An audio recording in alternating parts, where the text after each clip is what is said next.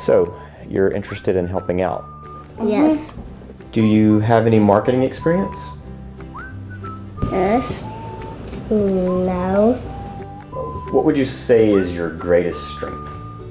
I can do any kind of superhero thing. Teleporting, a boulder punch, and a lightning punch, and a tornado punch out of my stomach. Do you guys donate to good causes? Yes.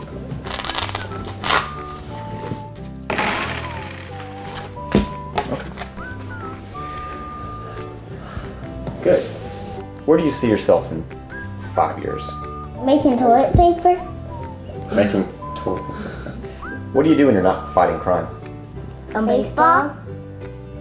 What do you know about branding? I Strategic planning? don't have an idea. Social media? I don't know. Graphic design? Copywriting? Account management? How would you define marketing? I'm not a marketing person. All right, thanks for coming in, guys. We'll get back to you.